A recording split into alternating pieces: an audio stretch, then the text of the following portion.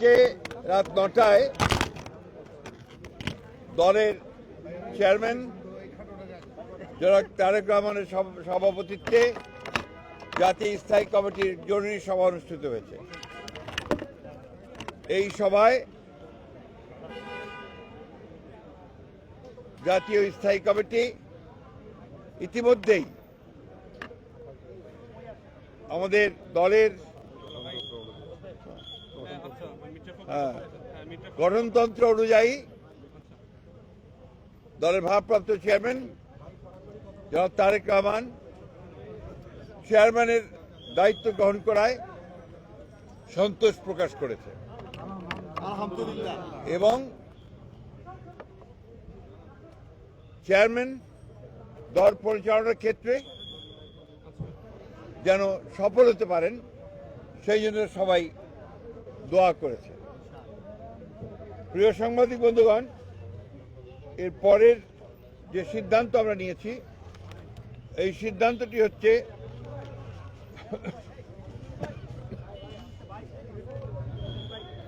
নির্বাচন কমিশনের অনুরোধে বাংলাদেশ জাতীয়তাবাদী দলের চেয়ারম্যান জনাব তারেক রহমান আগামী 11 জানুয়ারি 2026 থেকে জাতীয় নেতা মৌলানা আব্দুল হামিদ খান ভাসানী ও 2024-এর ছাত্রগণ অভ্যুত্থানে শহীদ আবু সাইদ সহ অন্যান্য শহীদদের প্রতি শ্রদ্ধা জানানোর জন্য তাদের কবর জিয়ারত এবং কিছু পারিবারিক দায়িত্ব পালনের জন্য দেশের উত্তরাঞ্চলের কয়েকটি জেলা সফর করবেন বলে সিদ্ধান্ত নেওয়া হয়েছিল।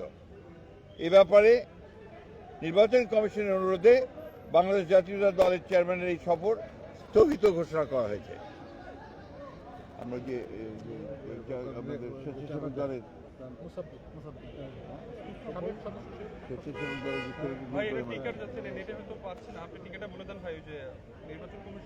আপনারা ইতিমধ্যেই এই খবরটা সবাই জানেন। প্লিজ ভাই প্লিজ, আপনারা সবাই খবরটা খুব ভালো করে জানেন যে দেশের যে নির্বাচন আগামী ফেব্রুয়ারি মাসের 12 থেকে অনুষ্ঠিত হতে যাচ্ছে, সেই নির্বাচনকে বিভিন্নভাবে প্রশ্নবিদ্ধ করার জন্য, বানচাল করার জন্য একটা মহল বিভিন্নভাবে চক্রান্ত করছে। তারা ইতিমধ্যেই আপনি জানেন যে উসমান হাদিকে গুলি করে হত্যা করা হয়েছে। একইভাবে বিভিন্ন জায়গায় রাজনৈতিক দলের নেতৃবৃন্দকে, বিশেষ করে বিএনপির কয়েকজন নেতৃবৃন্দকে গুলি করা হয়েছে এবং তারা শহীদ হয়েছেন। এবং গত কয়েকদিন আগে স্বেচ্ছাসেবক দলের সাবেক সদস্য সচিব দক্ষিণে না উত্তরের সদস্য সচিব, সাবেক সদস্য সচিব মুসাব্বিরকে গুলি করে হত্যা করা হয়েছে। আমরা ইতিমধ্যেই এর তীব্র নিন্দা জানিয়েছি, ক্ষোভ প্রকাশ করেছি এবং অবিলম্বে হত্যাকারীদেরকে গ্রেফতার করে আইনের আওতায় আনার দাবি জানিয়েছি। আমরা বারবার করে এ কথা সরকারকে এবং নির্বাচন কমিশনকে জানিয়েছি, জানাতে চাই আবারও, যে এই ধরনের হত্যাকাণ্ড ঘটতে থাকলে এই দেশে নির্বাচনের পরিবেশ বিনষ্ট হবে এবং নির্বাচনের পরিবেশ যেন বিনষ্ট না হয় তার জন্য সকল প্রকার উদ্যোগ গ্রহণ করার জন্য, সক্রিয় কার্য প্রক্রিয়া নেওয়ার জন্য আমরা আবারও সরকার এবং নির্বাচন কমিশনকে আহ্বান জানাচ্ছি। আর ইতিমধ্যে আপনারা সবাই জানেন যে আমাদের গণতন্ত্রের মাতা, অবিসংবাদী নেত্রী এবং আমাদের আপসী নেত্রী দেশনেত্রী বেগম খালেদা জিয়ার ইন্তেকালের পরে তার জানাজায় যে শরণার্থীর কালের বৃহত্তম জানাজা অনুষ্ঠিত হয়েছিল এবং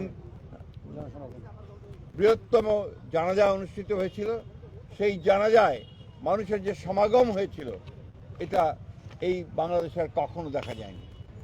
আমরা যারা স্বতঃস্ফূর্তভাবে সবাই এই জানাজায় অংশ নিয়েছিলেন, আমরা দলের পক্ষ থেকে সমস্ত জনগণকে আমরা আন্তরিকভাবে কৃতজ্ঞতা এবং ধন্যবাদ জানাচ্ছি।